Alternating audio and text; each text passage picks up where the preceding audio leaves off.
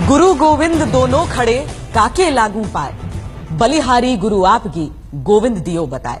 गुरु और भगवान दोनों आकर सामने खड़े हो जाएं तो पहले किसके चरण स्पर्श करें?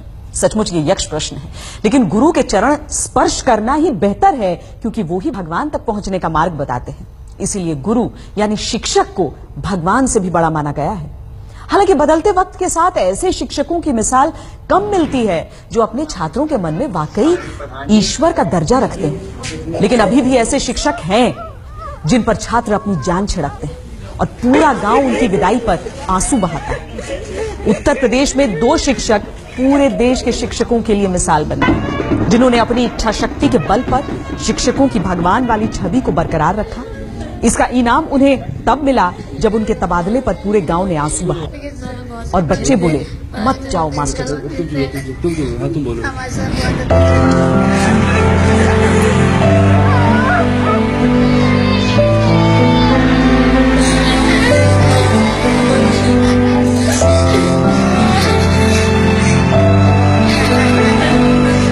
जब पूरे देश में शिक्षकों की काबिलियत पर सवालिया निशान लग रहे हों, तब एक शिक्षक के विदाई समारोह में ऐसी भावुक तस्वीरें मन को सुकून देती हैं कि अभी भी ऐसे शिक्षक हैं जिन्हें भगवान माना जाए।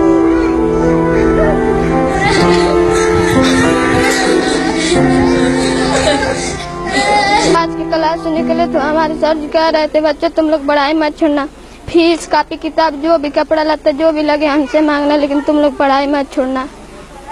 हमारे सर जी बहुत अच्छे हैं और हम नहीं चाहते हैं छोड़ कर जाए स्कूल। चाहता हूँ कि ये सर जी अभी रहे और कभी नहीं जाएं। सर जी बहुत अच्छा पढ़ाते थे, जो स्कूल नहीं आता था उसको घर से ले आते थे। सर जी बहुत अच्छे थे, पढ़ाते थे बहुत बढ़िया। जो कलम कापी नहीं रहते देते थे और जो नहीं आता जग बुला के लेकर आते थे और बुला के लेकर तो पढ़ाते थे। बहुत अच्छा निकल गए थे बहुत दूर। एक टीचर के लिए इससे ज्यादा भावुक लम्हा और कौन सा हो सकता है जब स्कूल से उसकी विदाई के वक्त उसके छात्र फूट फूट कर रोने लगे।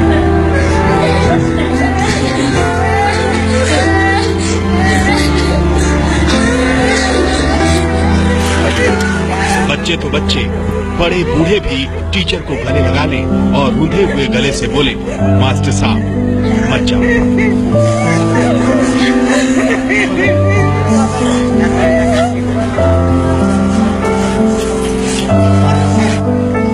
देवरिया जिले के पिपराघन्नी गांव के प्राथमिक स्कूल में अवनीश यादव ने 2009 में ज्वाइन किया। अवनीश ने घर घर जाकर बच्चों को पढ़ने के लिए प्रेरित किया।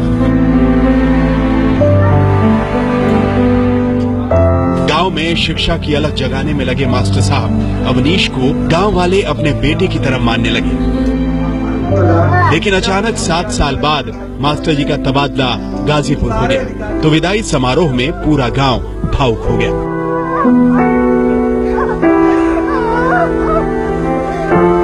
एक छात्रा को जैसे ही पता चला, वो भागी भागी आई और फफक फफक कर रोने लगी।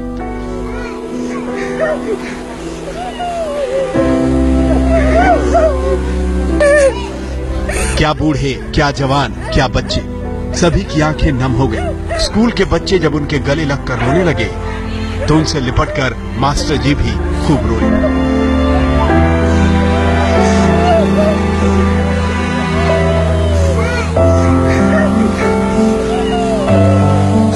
खास कुछ नहीं, वही जो मेरा कर्तव्य है मैंने उसका निर्वहन अपनी ईमानदारी के साथ, निष्ठा के साथ किया था।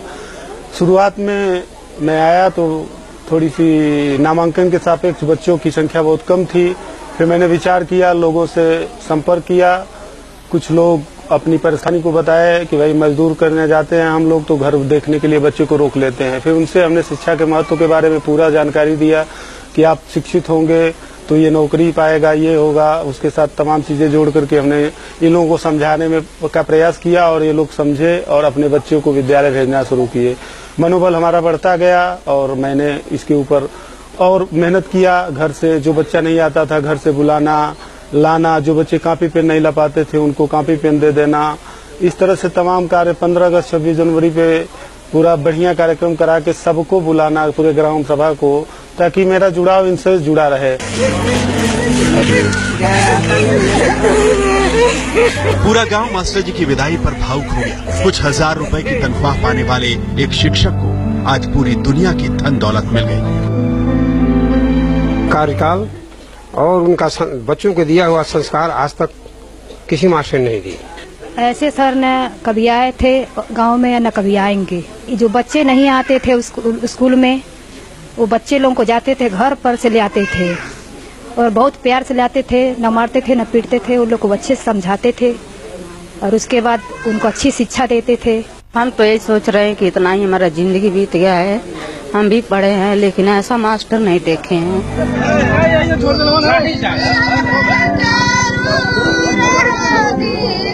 मास्टर जी जब गांव से जाने लगे तो महिलाएं मंगल गीत गाती हुई गांव के बाहर सड़क तक उनको विदा करने आई।